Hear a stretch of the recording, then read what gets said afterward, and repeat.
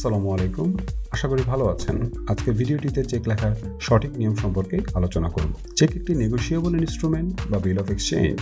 Check হচ্ছে সাধারণ banking এর ক্ষেত্রে ব্যবহৃত দলিল, যার মাধ্যমে আমানতকারী তার আমানতকৃত টাকা উত্তোলন করে থাকেন। চেক সাধারণত দুই প্রকার, ওপেন চেক এবং ক্রস চেক। ওপেন চেকের মাধ্যমে ক্যাশ কাউন্টার থেকে টাকা উত্তোলন করা যায় এবং চেকের সামনের পৃষ্ঠায় বাম দিকের কোণায় আড়াআড়িভাবে সমান্তরাল দুটি রেখা টেনে দিয়ে অথবা হস্তান্তরযোগ্য নয়, not negotiable, account payee only অথবা প্রাপকের হিসেবে প্রদেয় লেখার মাধ্যমে একটি ক্রস চেক লেখা যায়। আজকে আমি উদাহরণ হিসাবে আমার সোনালী ব্যাংকের একটি চেক ব্যবহার করছি। চেক লেখার প্রথম কাজ হলো সঠিকভাবে তারিখ লেখা। প্রথম 2 ডিজিট মাসের কত তারিখ, দ্বিতীয় 2 ডিজিট কততম মাস এবং তৃতীয় 4 ডিজিট হলো কোন বছর। আজকে এপ্রিলের 1 তারিখ হলে লিখবেন 01042023।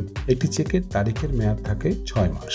মেয়াদের মধ্যে থাকলে তারিখ কাটাকাটির প্রয়োজন নেই। চেক লেখার পরবর্তী কাজ হলো সঠিকভাবে নাম লেখা। Pay to self, a person name, payee name, bearer name, প্রতিষ্ঠান বা কোম্পানির নাম। আপনি যদি জনাব মামুন আশরাফকে চেক দিয়ে থাকেন তবে পে টু মামুন আশরাফ লিখবেন। চেক লেখার পরবর্তী কাজ হলো সঠিকভাবে টাকার পরিমাণ লেখা। Amount in words and amount in figures. প্রথমে কথায় লিখবেন এবং পরে সংখ্যায় লিখবেন। তবে অ্যামাউন্ট লেখার সময় খুবই সতর্ক থাকতে হবে। Amount in words and amount in figures লেখার সময় কোনো প্রকার গ্যাপ রাখা যাবে না।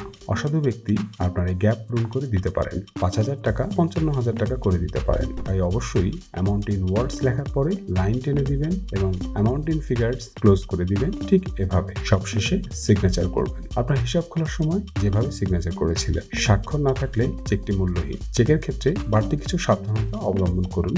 যেমন চেকের বাড়তি অংশটুকু রেকর্ড স্লিপ হিসেবে রাখুন।